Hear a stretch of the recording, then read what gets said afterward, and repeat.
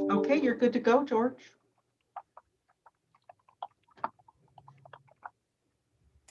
Okay, good afternoon. It's 3:31 and this is the quarterly meeting on May 13 of the Utility and Transportation Advisory Commission. And Lisa, if you could do a roll call for us, I'd appreciate it. Yes, sir. Commissioner Bennett, obviously, you are Present. here. Commissioner Kress. Here, present. Commissioner Tessman. Here and present. Commissioner Riggle. Here and present. We also have City Administrator Mike Rizzatello, Public Works Director Paul Hartwig, Deputy City Clerk Shelley Williams, myself, City Clerk Lisa Neisel, and Alex Fazzari with JUB Consultants or JUB Engineers is here. We are expecting to have Joe Piori with Port of Whitman. He has not joined us yet. We do have a quorum. We're good to go. Okay, thank you. Next up, we have the consent agenda, which is the agenda for today and the minutes from February 11. I'll just give just a brief time here to review that if you needed to trigger some memories or any points of discussion on either of those.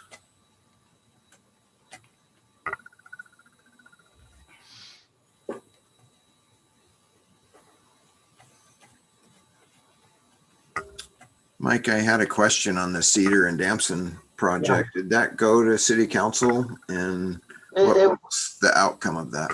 Yeah, so it went to City Council where they ultimately approved to submit it to the state. The problem is that the state did not come to an agreement for a transportation package. So the state has no transportation package right now. So there's no money for it. However, we are getting federal ARP money. And at least what the general plan that Paul and I are working on is we at least want to try to do an overlay on some of the rougher areas of Damson and Cedar by some time. And hopefully by next year, the state will actually pass a transportation package. It was a little weird they didn't. Yeah.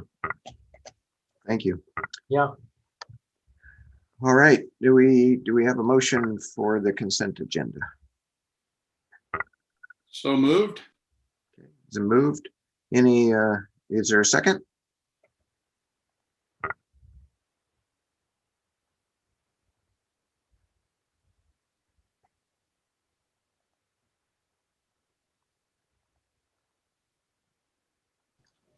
A second.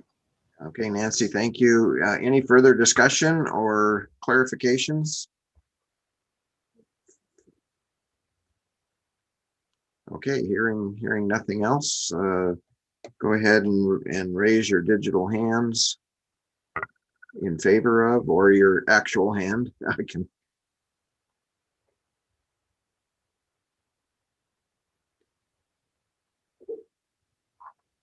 Okay, all those opposed, same. All right, the consent agenda is carried. Next up, we report from Alex Fazzari with JUB.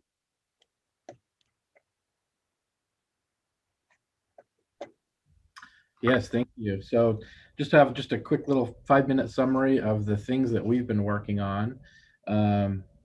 So as your city on-call engineer, we have been doing some development reviews as they've been coming in the door. So we've been working on reviews for Homestead Phase 3F,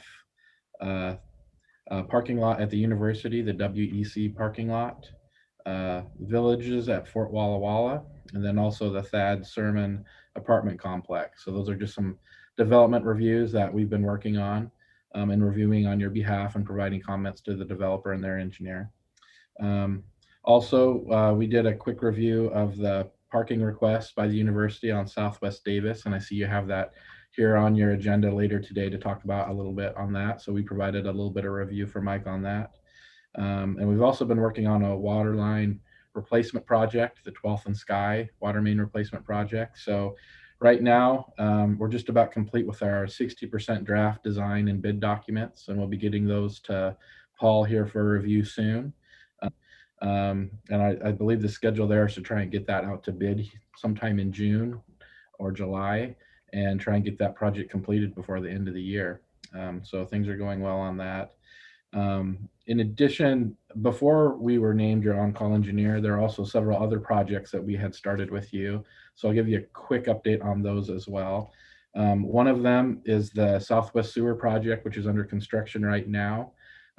Progress is going well on that project. The lift station wet well is in place, and they've started construction of the sewer main along Owens Road, and pretty soon they'll be heading down Magna Road as well. So things are going well on that project. The wastewater treatment plant design, we're right in the middle of that design. We'll be wrapping up our 60% draft design here by the end of the month. Things are going well on that. So the overall schedule is we're trying to get the design completed and approved by this fall so that we can apply for some funding for construction later this year. So things are going well on the design of the wastewater treatment plant upgrades. We've also been working on a sewer asset management plan. Basically, we'll be working on some maps to try and map all of the existing sewer collection system and get some data on the materials of construction and the dates of construction so that we can put together a prioritized list of some rehabilitation projects. So the goal is to come up with a 10-year capital improvement plan for some rehab of the existing sewer collection system. On the GIS side, we've been working a lot on the grant. So we've been assembling a lot of your data. It looks like we've been doing a lot of data cleanup and trying to make sure it's all housed in one central location and avoiding some of the redundant pieces of information. So really working on cleaning up the data that you have now and creating a system for adding to it. That's going well. And then we're also working on a project where we're evaluating 3 different light industrial sites for potential development. And so we've completed our economic analysis, and now we're just doing a feasibility analysis comparing the 3 different sites as well. In terms of upcoming work, of course, we'll continue doing development reviews as they come in the door, trying to provide timely responses for those. And then we also anticipate doing some funding applications for some infrastructure projects. The Public Works Trust Fund has a call for projects through, I think, July 9th. And we've been talking with Mike and Paul about which projects we want to submit funding applications for. And then also the Department of Ecology will have a call for projects in August, and their funding windows between August and October. So we have a few projects in mind, both on the wastewater side and for stormwater side. So we'll have some funding applications coming up as well. So that is the update that I have. Oh, and maybe Paul or Alex, maybe you could chime in about the cost of materials since that's starting to affect our time frame on some of our projects. I know, Paul, you sent something to me about that.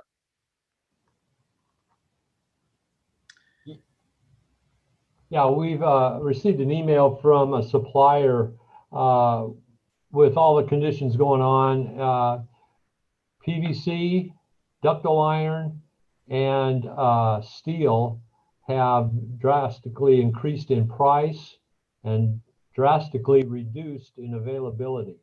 It will be interesting for ongoing projects coming up to see if they will be timely, and also what that's going to do with our prices, because it's significant and it's hard to get material right now. And we don't know how long that will last.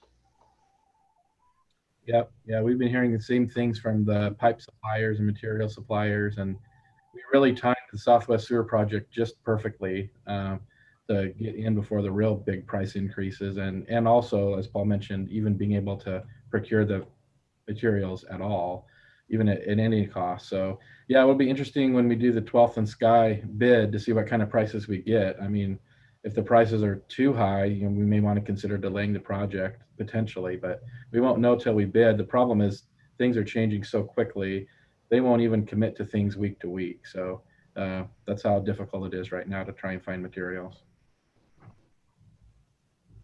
Hey, yeah, transportation costs are going to be added to that as well with the fuel prices. Okay, any questions from the panel for Alex?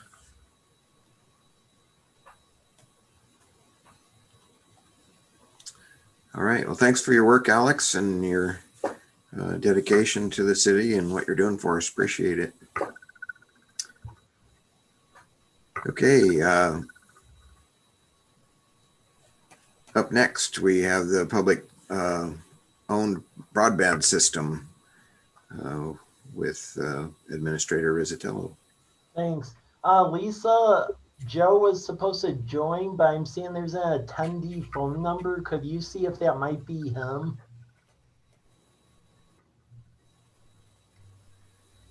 Hi, is this Joe?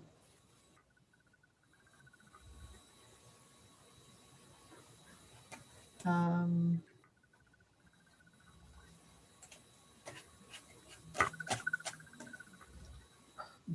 don't know what his phone number is? Hello. Is it, Can you hear me? yeah, We is this, can. hey, Joe? Good afternoon. Sorry about that. Yeah, no problem. So Joe, just let you know, I included some of like the screenshots of the stuff we went over before about address points and analysis, and then the granting application for the broadband study. So I'll turn this over to him just to let you know there is a potential movement afoot where FCC, CURB, some other agencies are doing broadband grant money. And with some of the emergency federal money the city is getting from the federal government, building broadband systems is an allowable use of that.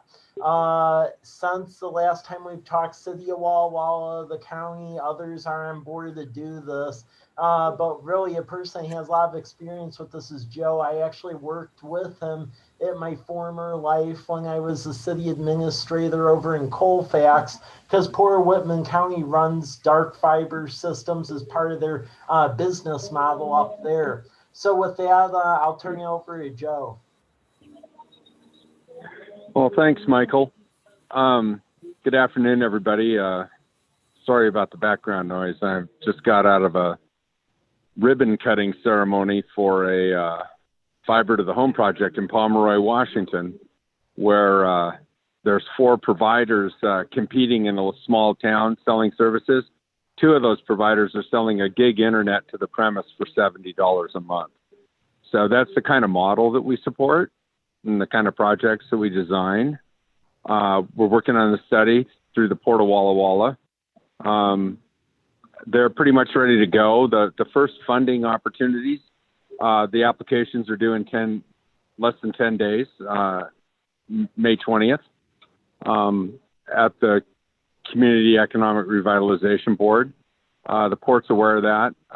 We should have a draft of the study with the finalized numbers to them early next week. The study did not line up with much lead time on this first money, but the pots of money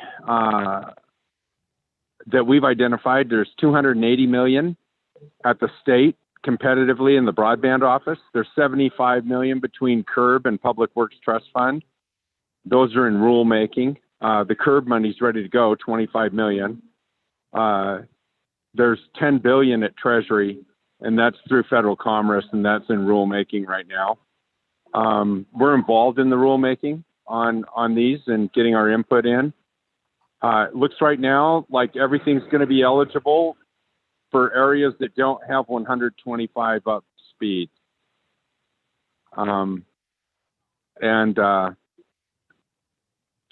Mid-mile and anchor institution type projects qualify, which a lot of you represent, I know. So I think there's going to be some opportunities starting from next week onward through the summer.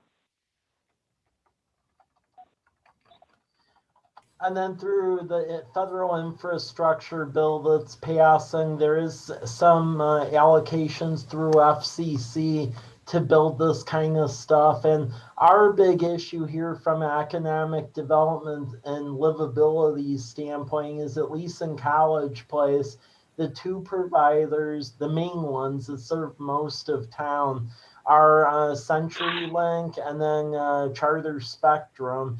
Charter is still running their stuff off of the old copper. CenturyLink, anytime we do a road project, if they've lost most of their customers in a corridor, they've actually been pulling infrastructure. And then Pocket iNet only goes into an area if they have a penetration rate typically over around 50%. So we really, even though we're in a more of an urbanized area, considering we're right by a university, we don't have like a gigantic amount of internet providers, and the cost is quite a bit. So by putting in the infrastructure ourselves and then leasing it to a private sector, that's a way to get more competition in here, and then also lower our rates. Because I know at Whitman County, they got Ziply and a couple of others to really step up their game and offer internet. So really what's before you is I'm trying to get all of this through the city council, because we're going to have like a local match for this. And I basically am looking for a motion from this body to pursue like a publicly owned dark fiber system and pursue the various grants to go make this a reality. And you can see that this isn't really pie in the sky stuff. I mean, where I previously worked at when I worked in the Chicago South suburbs, because that was a very impoverished area, we actually used some of the AARP money from the last recession and built a dark fiber backbone system of about 170 miles that was publicly owned, and then we did a public-private partnership. So this model is tried and true and has been done before, and Joe is doing it.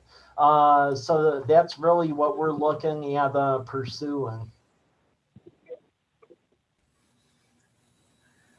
Okay, thank you. So is anybody have any questions of Mike or John, and how that would impact the city? From what I understand, it's to mostly develop a healthy competition with vendors, Yeah. so that they bring down the price to the end user, and the infrastructure's in place with funding that's available out there with very low matching dollars. That's correct, and we've already started the legwork on some of this, because in some of our recent infrastructure projects, like College Avenue Rose Street project and 4th and Academy Way, and then C Street, when we had the roadway ripped up, we've actually put in blank conduits that can be filled with dark fiber. So actually it isn't as much of a challenge to do this as in other areas. I know for when the FCC money opens up, if that federal bill passes, because we're an impoverished city, that because we have an opportunity zone, which proves it, it would be about a 10% local match. And Joe worked up a very base level estimate, and this is like on the lower end, about what it would cost to do a citywide system. Low end was 3.5 or 4 million, but it can be higher, but that's just the number we're working with right now. So if you break out the math on it, 10% local match, it'd come out to 400,000. And we've had discussions with the public school district, the port, the county, the university, and a lot of others to make that local match. So, and one answer to a question that I get a lot on this is about managing it, since cities isn't really a traditional line of business. Well, Joe and Kara over at Port of the Whitman, they actually created this subsidiary called Petrichor. and they actually manage and lease out dark fiber on all the other publicly owned systems that they run. So really the Port of the Walla Walla could do a management agreement with them. It's a very straightforward process.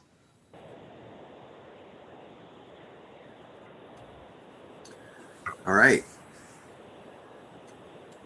Any further questions? And would anybody make a motion to recommend that the city continue pursuing such a system to be operated in one form or another for different vendors to provide? So somebody want to recommend the action?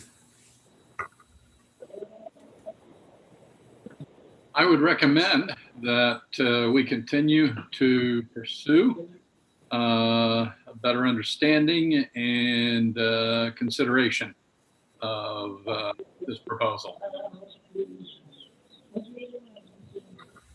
Okay, is there a second to that motion? Second. Okay, any further discussion? Okay, all those in favor of the motion to have the city and the city council pursue grants and the concept of this further, raise either digital or actual hand. Very good. Any opposed? Can I get some clarification on what the actual motion is?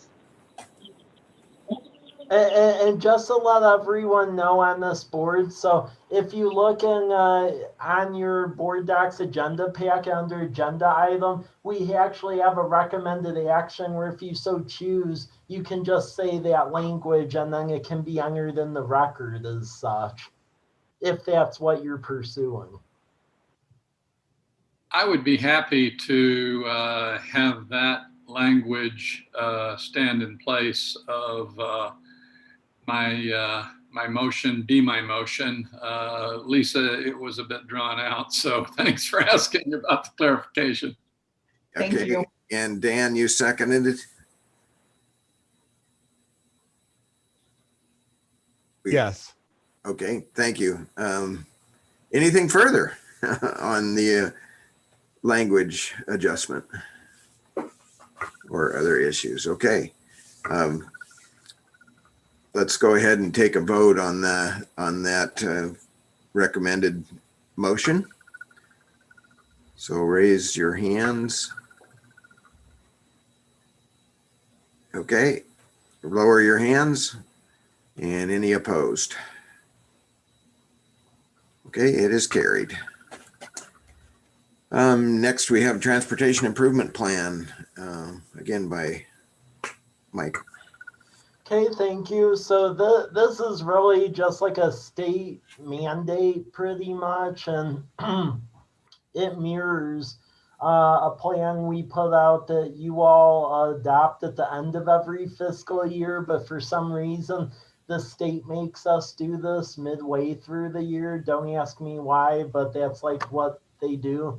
And you need this document because it qualifies you for funds for projects for the streets. So I'll go over it briefly. You have to come up with like a ballpark on when you want to do projects within the next 6 years. And then you can also have plans out like in the long-term horizon.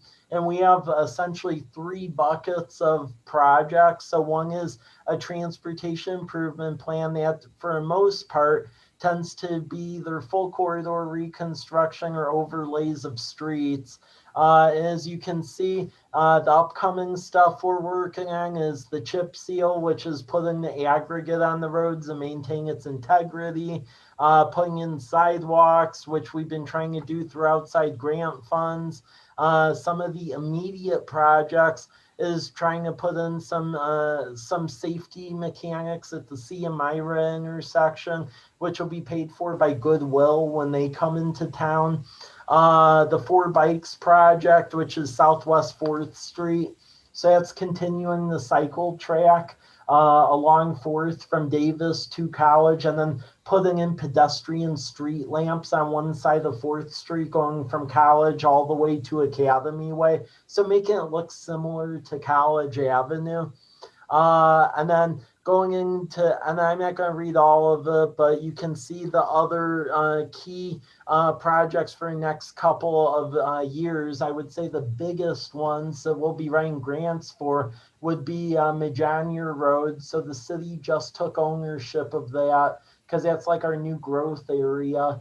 And we need to rebuild that to like more of an urban standard, since that's what that area is starting to transition to. So from College to Blueview Lane. And then the other one is, and we put this in the federal request too, is to rebuild 12th Street. So going from College out to Myra Road to putting street lamps, better sidewalks, bike lanes, and fix up that road. 10-year plan, you can see a lot of the local roads. And then long term is like for the next like 20 years. So that's why you'll see roads right now that aren't really in our jurisdiction, but we're betting that probably by that time, hopefully we'd be expanding out to like Peppers Bridge area, things like that. Page 3 is the chip seal program. So that's where we put down the aggregate at.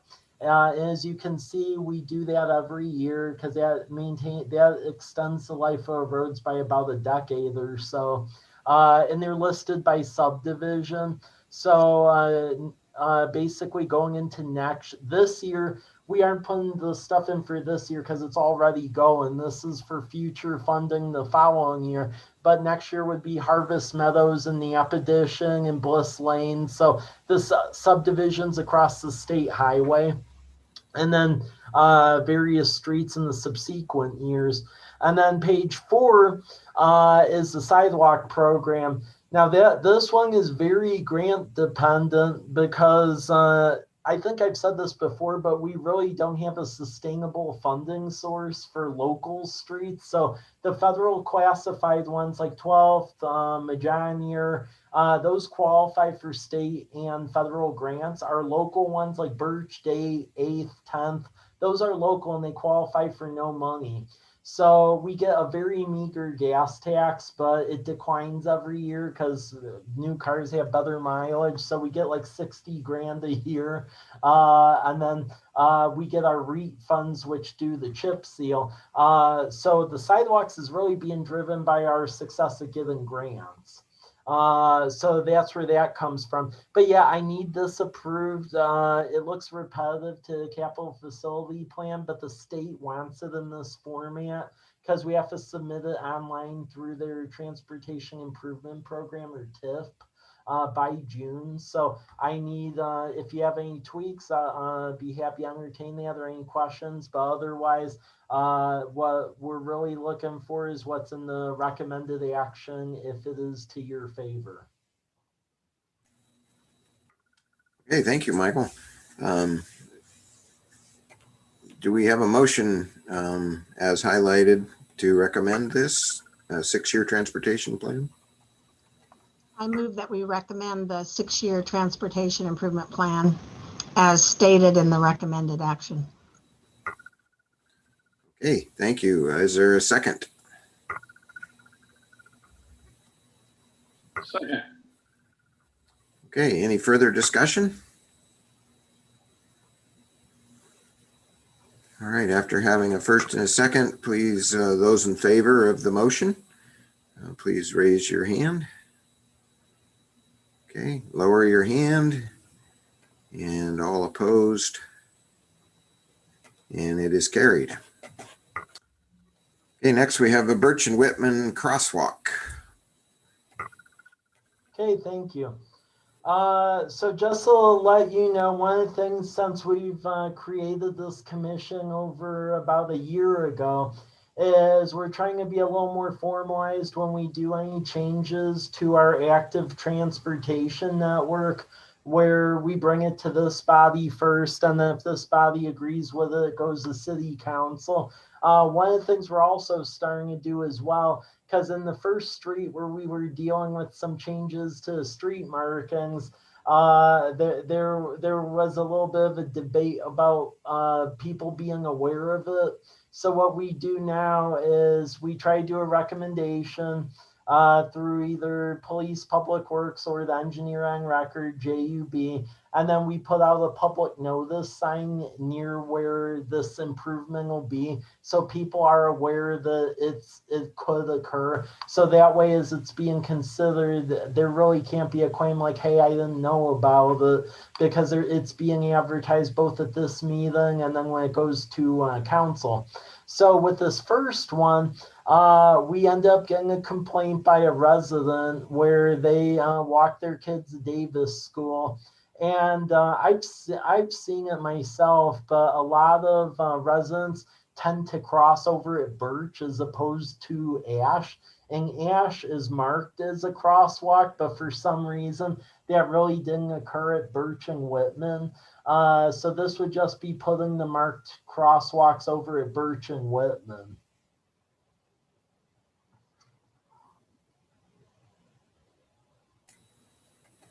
Okay, thank you. Any questions by the panel? Or we would entertain a motion at this time.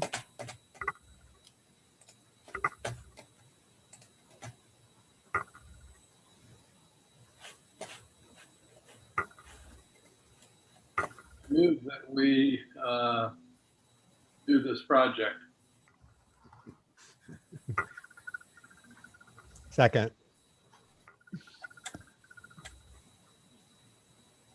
Okay, any further discussion?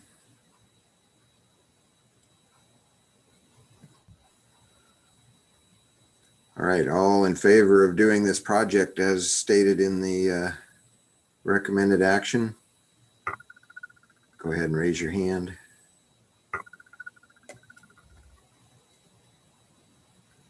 Okay, any opposed? Seeing no opposed, it is carried. And Did Commissioner Thesman vote? I did not see a vote. It looks like he is, yeah.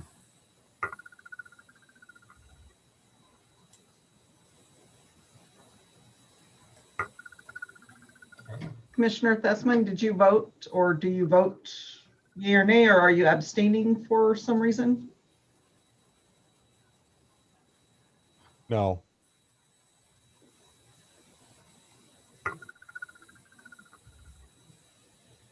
Oh. So are you voting for it or against it, or? Oh, for it. Yeah, okay. I'm sorry. So it still carries. Yep. Seeing no Yeah. names. Did I hit something? I'm sorry. Yeah, No, we didn't hear. Yeah, we couldn't hear you or see you. I think it was frozen for a bit, but Oh, okay. yeah. yeah. Okay, next on the agenda, the proposed Southeast 12th to Myra cross section of that. Michael? Okay, thank you. So we're basically, there's a federal infrastructure bill moving, and as such, we basically passed a resolution, the city council did, for where they're going to prioritize some projects. So the federal money is going to be divvied up in a couple of buckets: wastewater, water, transportation, and storm. And then they want to be doing like these infrastructure expenditures over a period of where they pick a couple every year for the next like 4 years. So this is the prioritized list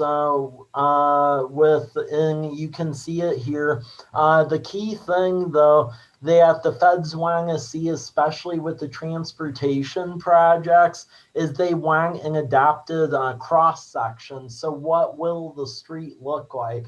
So you could see in the flyer how far the improvements are suggested to go. So basically it would go from College Avenue all the way to Myra. Now, if we don't get federal funding, we'll likely break it up because of how expensive it is. So to rebuild that road for the 1.5 miles, because we'd be fixing utilities too. The cost to do the entire corridor would be about $6.9 million.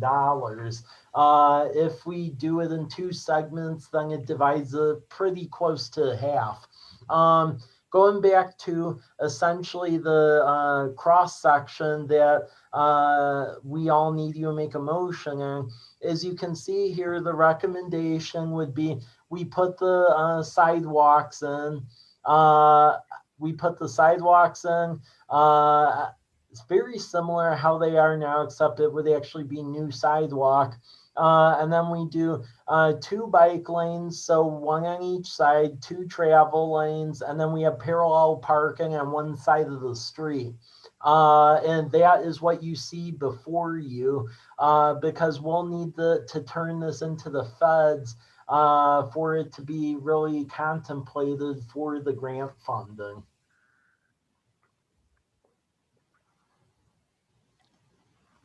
Okay. Questions, comments?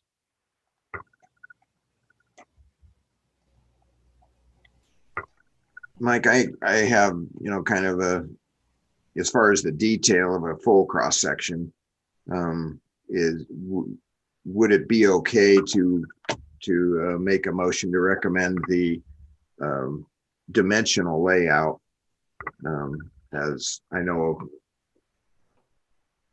different aspects of that cross section drawing may change, and Yeah. we'd have to come back here if engineering details had to change on that. But conceptually, with the dimensions, I think is probably what we're more looking at as far as public comment would be concerned. Or exactly, it's more so conceptual. okay. So would somebody like to make a motion? I had a question before that. Okay. Also, isn't there a section between Myra and College, Mike, that's actually county? How does this play into that? No. So Southeast 12th Street between Myra Road and College is actually fully in the city. Now, Okay. there is a little tiny unincorporated island just to the east of Sunbridge, but it doesn't take into account the street. It's just property only. So Okay. the actual street's fully in the city. Thank you. Good question. Okay, anybody else? Comment or question?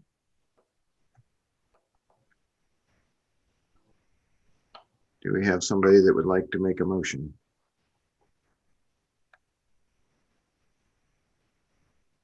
I'll move that we recommend the attached cross section. Okay, is there a second?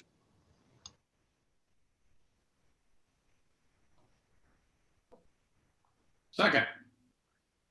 Thank you, John. Any further comment?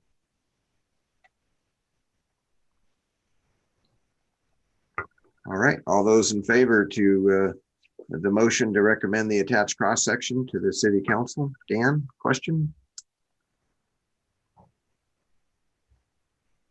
Or you're already raising your hand? I was already raising my hand. Gotcha. Go ahead and raise your hands in favor of the motion. All right, any opposed? Seeing none, it is carried. Next, we have the proposed Southwest Magna Road cross section. So Southwest Magna Road, this one's actually probably the more important one, because in addition to that federal infrastructure bill, we actually got grant funding to do final engineering and land acquisition this year. And after that, we plan to go to the Metropolitan Planning Organization to get passed through federal construction money, of which you need a cross section.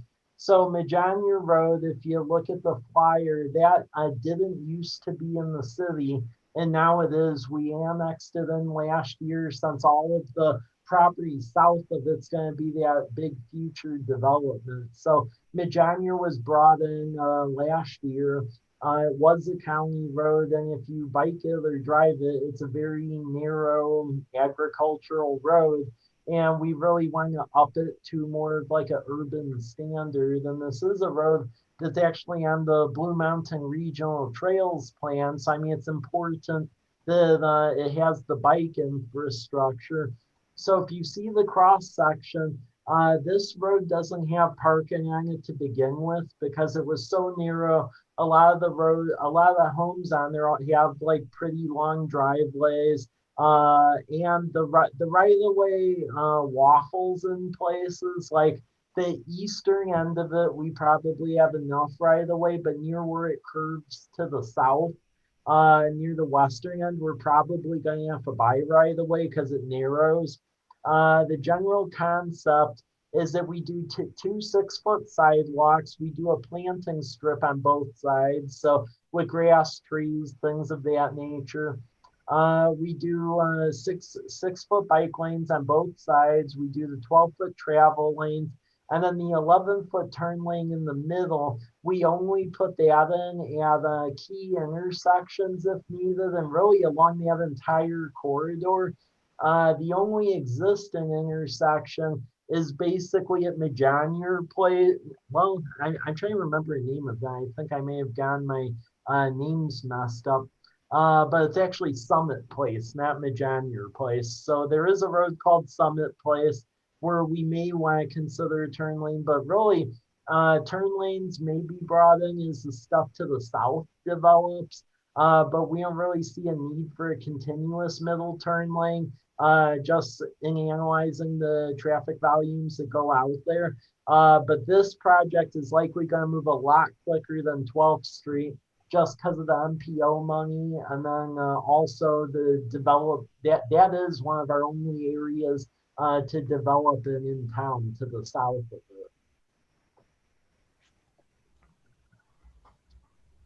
All right. A lot going on in that section there. Yeah. So that street would be an arterial that would never be proposed to have parking on it. Correct. In the future. Yeah, similar to Lamperti. Yeah. Okay. Yep. All right. Any questions or comments?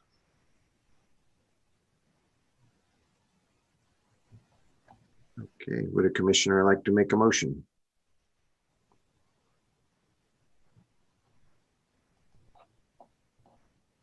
I love when we can avail ourselves of grant money, state, federal, and help build up our community in that way. Thus, I'm supportive of this project and move according to the materials presented this project. All right. Is there a second? I'll second it. Okay. As mentioned, according to the materials, do we have any further comment?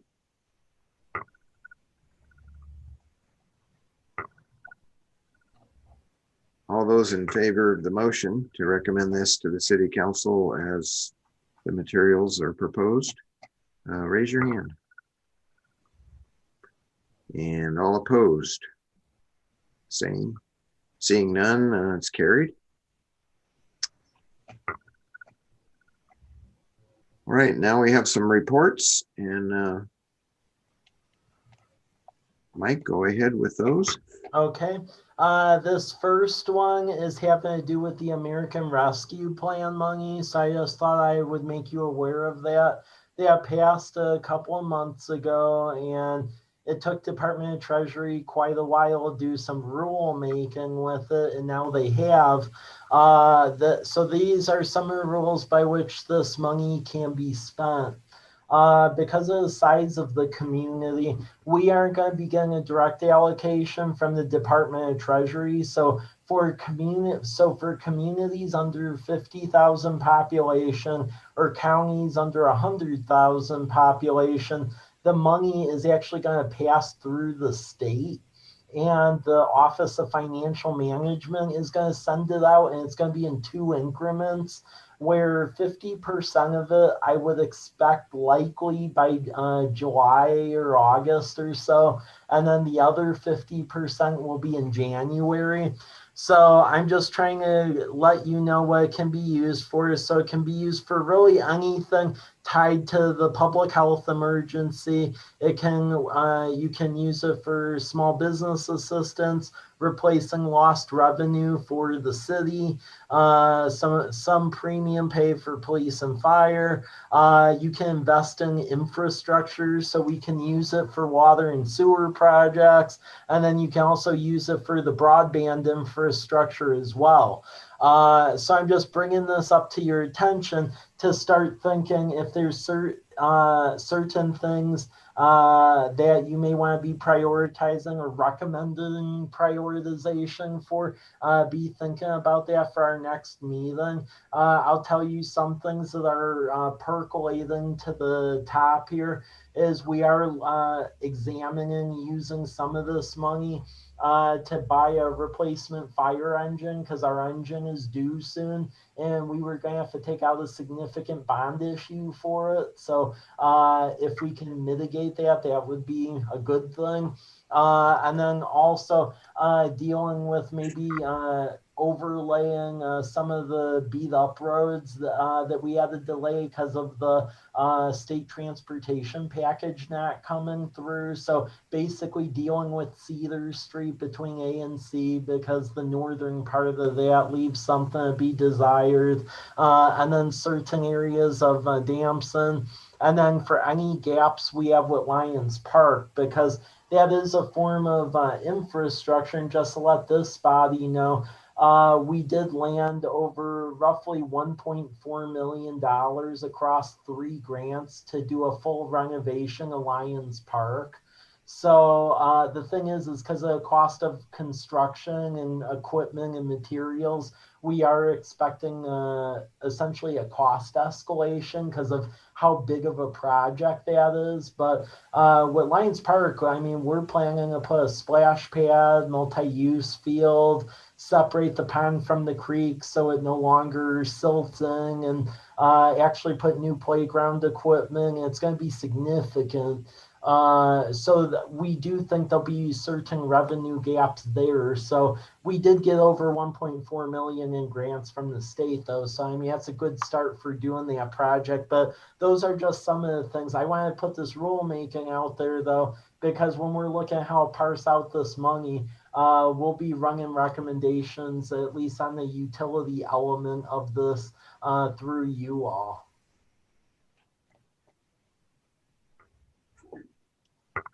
Yeah, very good. It takes time and effort to spend money, and as part of this commission, I applaud you for your efforts there, Michael, and would like to recognize that here. It doesn't come easy, and I would be certainly open for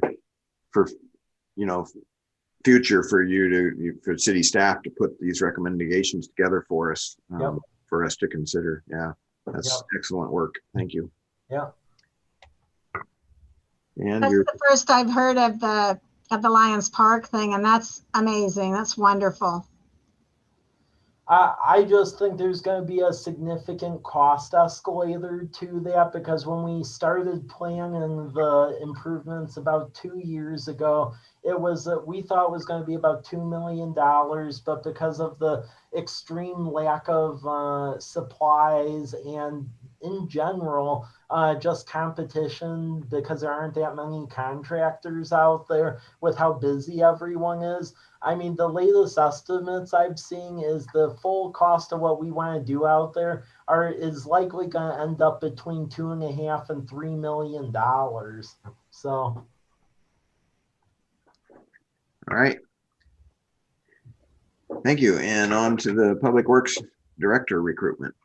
So this is just bringing this to your attention so you're all aware of what's going on. But Paul's literally been here for decades, and it's really a changing of an era. But Paul, unfortunately, submitted his retirement date for later this summer, and we applaud him for all his work on behalf of the city. but we are recruiting for a new replacement public works director. We hired a recruiter who does this kind of thing for local governments, Prothman. So Prothman is the company that actually recruited me to the city, and then they recruited the police chief as well.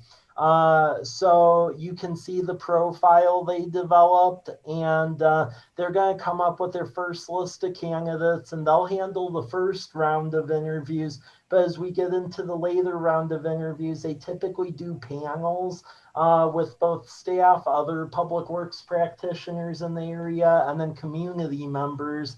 And since this is a public body, so we can't have a quorum there, so it can't be all of you, but I think it would at least be good for one of you to be on one of the interview panels for whoever this person ends up being. So I'm putting this out there because who would like to volunteer to be on the interview panel for whoever's going to be the replacement? I'm happy to be on the interview panel, but public works is not my strength. Interviewing I can do. So if you come up with a list of questions, I can be personable and ask whatever without understanding what they say. Okay. Well, I mean, part of it's public works knowledge based, but I mean, really the other half of this is we want to make sure they're the right fit with the community too. So, I mean, we're really testing for that because it would be good if whoever we got was also here for another 45 years. So, I mean, that's the goal ultimately. So, I mean, I don't want to take somebody else's thunder if they have a burning desire to do it, but I know how busy everybody is. Okay, so what's everyone's feeling? Are you all good with that? I think Nancy would represent us well on that.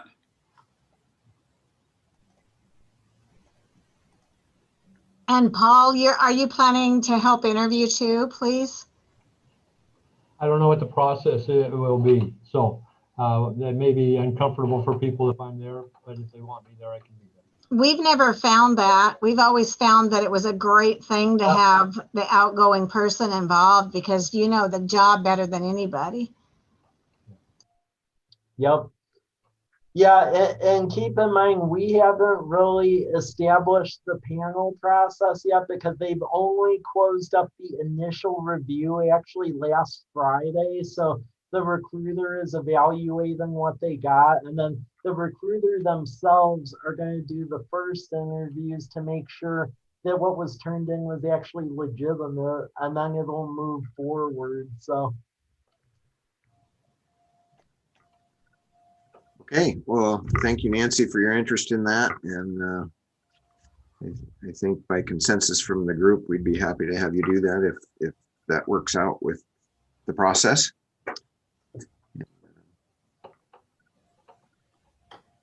And Paul, thank you for your service, and until you're thanked better or differently, thank you. And it's an awesome career and something to be proud of. You've touched a lot of streets and a lot of lives.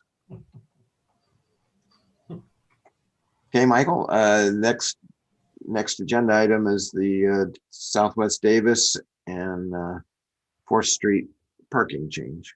Okay, thank you. So this is undergoing staff and JUB review. So this is, and it didn't get to a decision point this meeting because just to make sure we get enough public notice, we first we need to do the review from the city engineer point of record, and then also from the consultant engineer point of record. And once we get points of view from them as well as public works, and then the police department will put all of that into a record document, and then you'll all be able to make your recommendation from that. But as you can see what's attached, the vice president of the university and the administration, they put in a request to basically put diagonal parking instead of parallel parking from 4th to 3rd on Davis. I guess back in the day, there used to be diagonal parking. There hasn't since I've been here, but you can see in old aerials there were markings for that.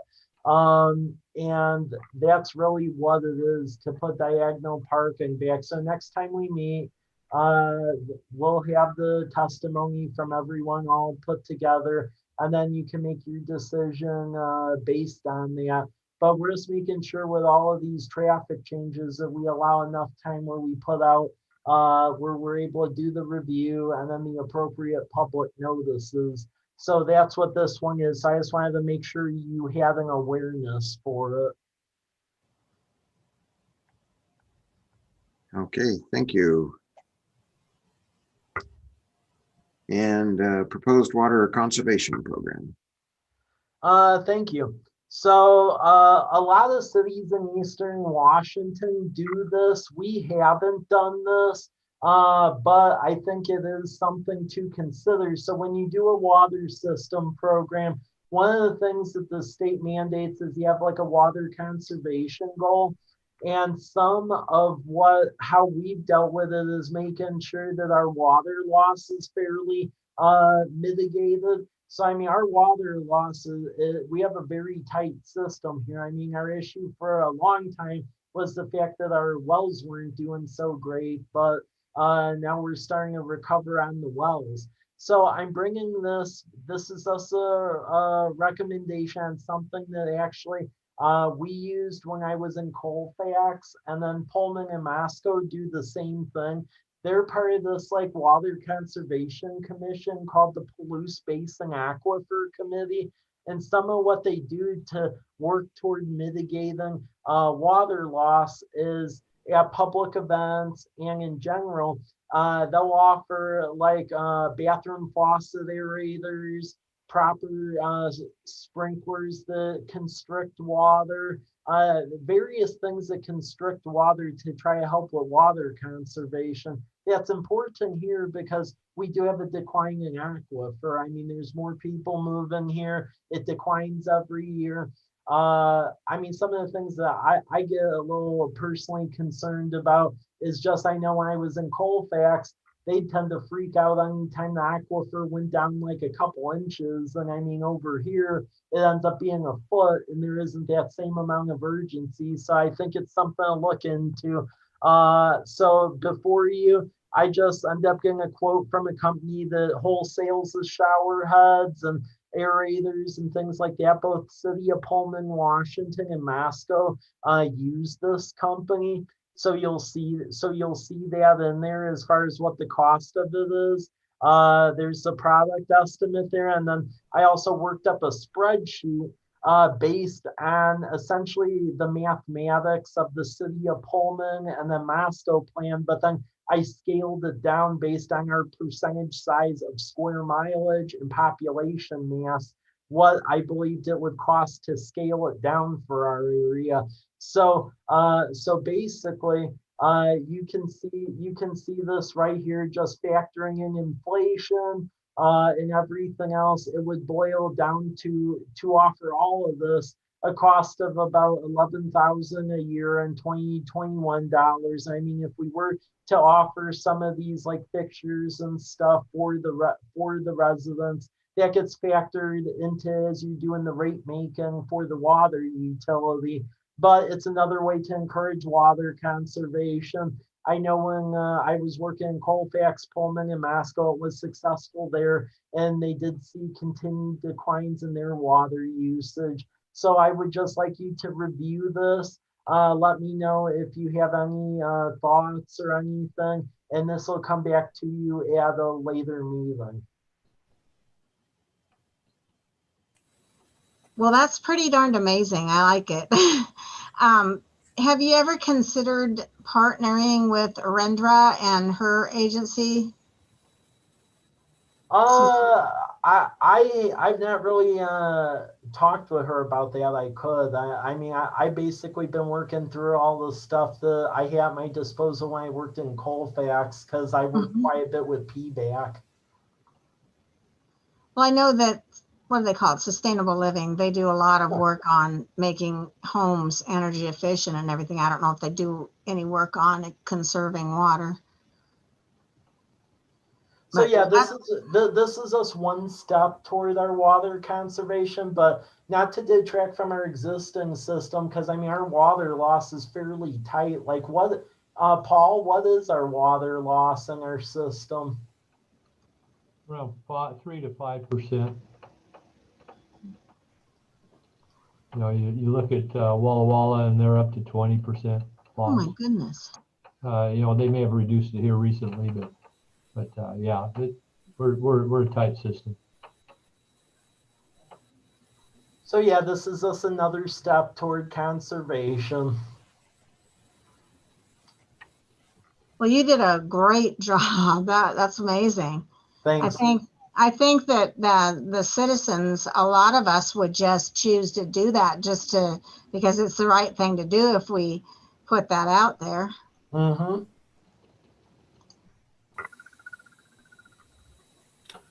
All right, thanks for that report, Michael, and the work on that. And tell us about our city water system plan. This is a very big document. I'll provide a little overview, but then I'll let Paul maybe explain about it a little bit more. But every couple of years, you're mandated to essentially do a water system plan for where the city is growing and essentially what to replace and things of that effect. So that is what's in front of you. It's a very extensive document. Paul, could you provide a little detail? Yeah, previous, it was required every 6 years to be completed. And with this plan, I would anticipate that it would not be, they're allowing now for 10-year renewal of the water system plan. So I'd imagine this will be a 10-year plan once it's adopted by the city and Department of Health. But in it covers, it goes into great detail about every facet of the water system, financially, infrastructure-wise. It goes to cross connection to prevent backflow. It looks at growth and how you're going to handle that growth. Do you have the water supply for the growth? It looks at the condition of your main water mains and develops a replacement program, scheduled replacement program.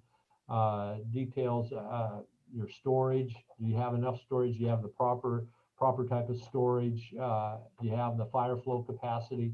I mean, it's just detailed. I mean, there's so much stuff in here. It involves the history of the system as well, when it was constructed, how it was constructed, time frame, and all that type of stuff, and comes up with a plan that the city will strive to meet within the next 10 years. Well, it must be a big plan. I can't get it to load from the documents either on my computer. But man, represents a lot of work, and I'll try and take some time to take a look at that, and would encourage the other members to do so as well. And it also goes a little bit into some of our neighboring systems. So just to let commissioners know, our city water system does not cover the entirety of College Place. So there's a couple of other purveyors. So the university is actually its own purveyor for most of their campus, but then Irrigation District 14 provides water to most of the city to the northwest of College Avenue and Whitman Drive, as well as that neighborhood between Davis and Academy Way and 4th. And then the Green Tank Irrigation District serves the area between C Street, Rose Street, Myra, and then I believe Damson. And then it has like a little peninsula. It goes from like Wallula to Rose and then College. Yeah, and they're all included in this plan as well. There's reference language too. I mean, we can't dictate what's how they manage their system, but as far as the interplay between them, there is, because we do have interties between most of the neighboring water purveyors.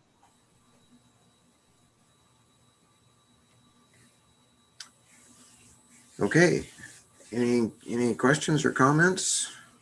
I might say, just so you understand, our water system really filters water through to a lot of water districts. We are intertie with District 14, and they intertie with District 12, who interties with District 9. Hydro 9 is out on past Wallula Road on the old Highway 12. So if one of those systems has a problem, they'll get water from College Place. And earlier years, they would get water from Walla Walla through College Place. So we've got a great system of interties, and our intertie with District 14, and between us, we share water. So, but we control the operation of District 14's wells, where they'll sometimes in the winter they'll provide us with water, and then in the summer we'll make up for their shortfalls in the winter. So it's been a beneficial thing for District 14 and College Place.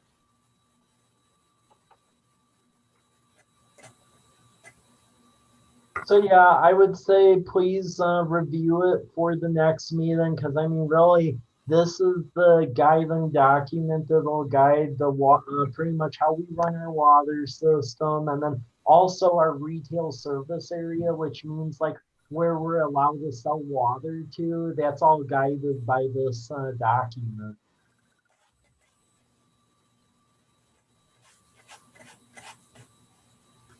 Okay, thank you for that report. Appreciate it very much. And that comes to the end of our agenda items. And our next meeting is scheduled for August 12. Is there anything further from any panel members before we adjourn?